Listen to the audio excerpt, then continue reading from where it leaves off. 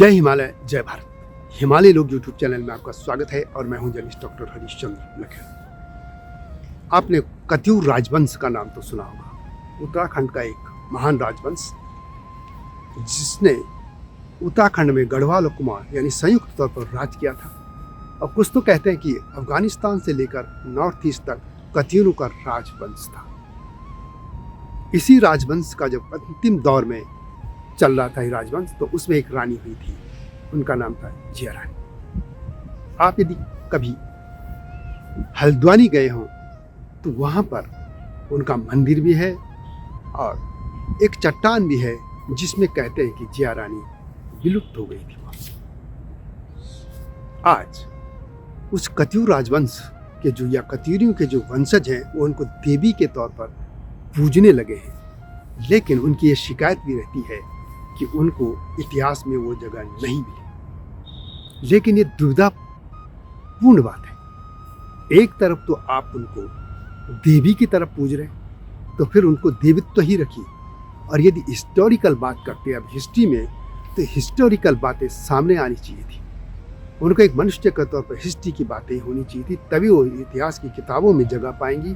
और उनके जो राजाओं के जो अच्छे भी काम होते हैं, बुरे काम होते हैं, आलोचना भी होती है, प्रशंसा भी होती है, दोनों को सहने की हिम्मत भी रखनी होगी। और इस तरीके का आकलन होगा जब, तो तभी वो इतिहासों की पुस्तकों में भी जगह पाएंगे। अन्यथा फिर उनको मंदिर में ही उनको वो पूछते रहेंगे। तय कत्यूरियों को करना है, कत्यूरियों के वंशजों को, कि उनको आप इतिहास की किताबों में दर्जा देना चाहते हैं या देवित्व ही रख के पूजना चाहते हैं। लेकिन मैं इसी गाथा पर आज बात करूंगा। लेकिन जब तक मैं आगे बढ़ूं, आपसे अनुरोध है कि चैनल को यानी हिमालय लोग को, जो कि हिमालय सभ्यता पर विश्व भर में अकेला चैनल है, उसको सब्सक्राइब अवश्य कर दीजिए। इसके अलावा मेरा न्यूज चैनल है SCL न्यूज, और धर्म आध्यात्म पर है धर्म को, दोनों को भी देखिएगा, सब्सक्राइब कीजिएगा।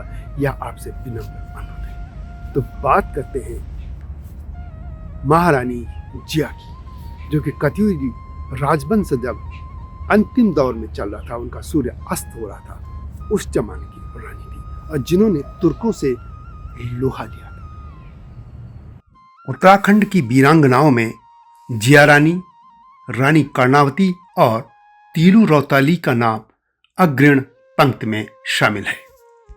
इस बार आपको जिया रानी के बारे में जानकारी दूंगा।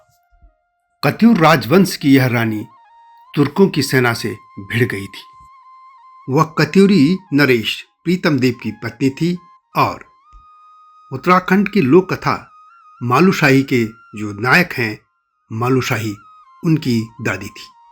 कत्यूर नरेश प्रीतम देव का कार्यकाल 1380 से 1400 ईस्वी माना जाता है। जिया रानी का वास्तविक नाम मौला देवी था और कई जगह उनको प्योला या पिंगला भी कहा गया है। वह मायापुर यानी हरिद्वार के राजा अमरदेव पुंडीर की पुत्री थी।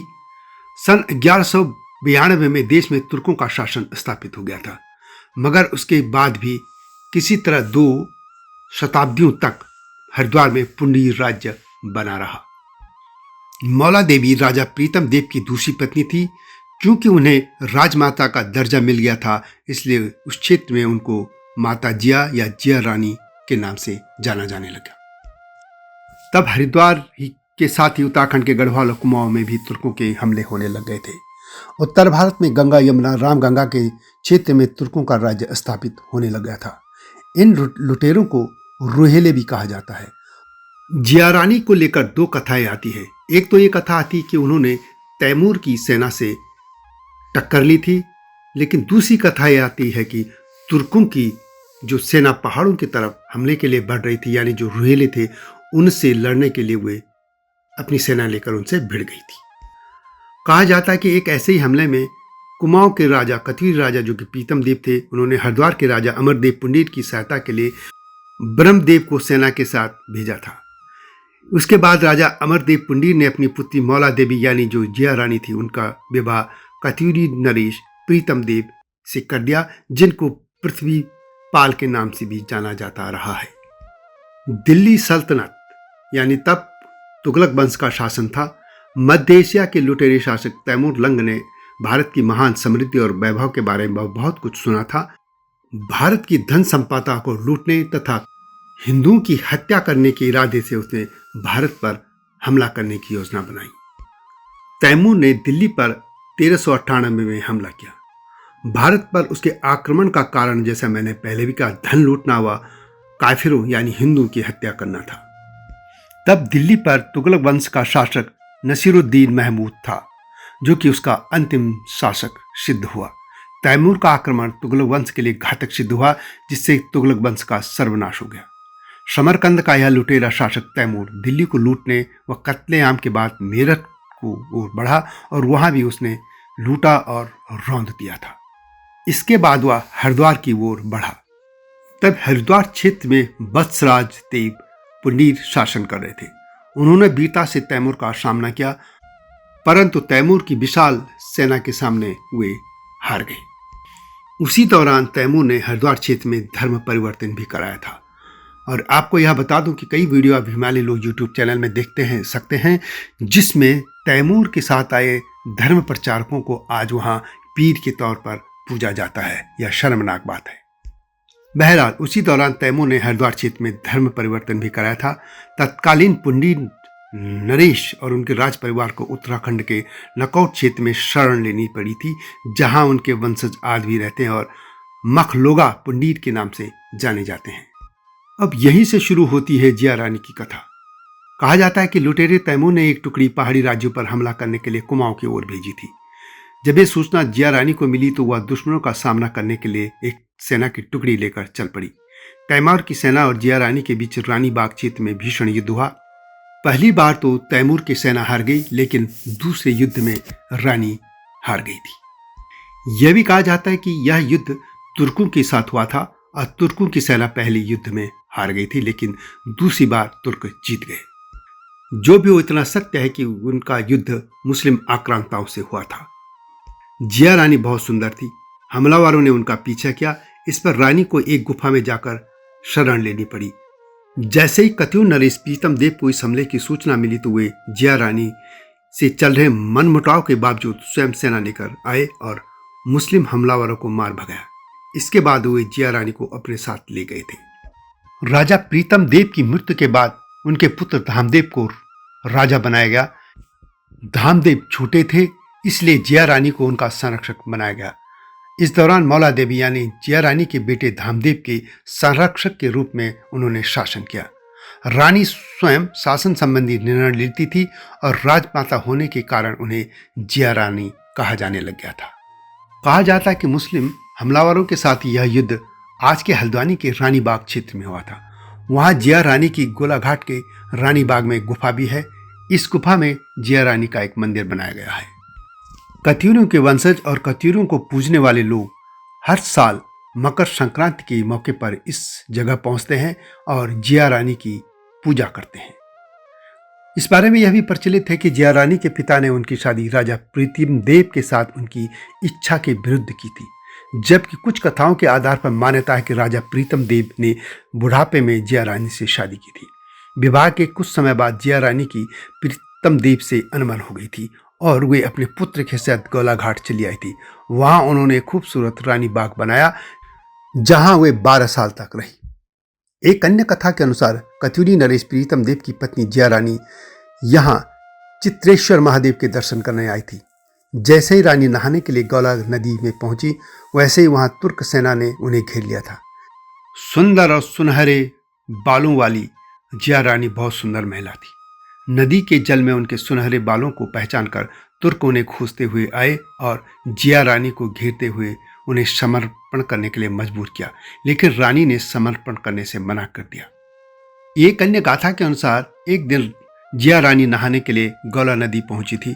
वहां उन्हें तुर्कों ने घेर लिया।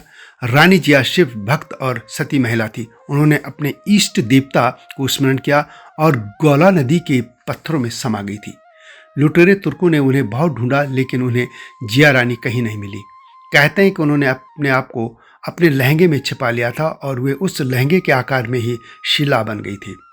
गौला नदी के किनारे आज भी एक ऐसी शिला है जिसका आकार कुमाऊनी के जो लहंगा जैसा होता है उसी तरह की है। उस शिला पर रंगीन पत्थर लगे हैं और ऐसा लगता है जैसे वह रंगीन लहंगा बिछा हो। वह रंगीन शिला जिया रानी का स्मृति चिन्ह माना जाता है और इसे चित्रशिला भी कहा जाता है। इस रंगीन शिला को जिया रानी का स्वरूप माना जाता है और कहा जाता है कि जिया रानी ने अपने सतीत्व की रक्षा के लिए इस शिला का ही रूप ले लिया था। जिया रानी को यह स्थान बेहद प्रिय था।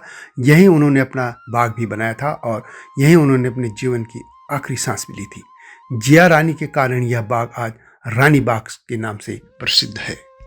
हर साल मकर संक्रांति के अवसर पर जनवरी माह में चित्रशिला में कतियूर और कतियूरों को पूजने वाले लोग अपने परिवारों के साथ यहाँ आते हैं।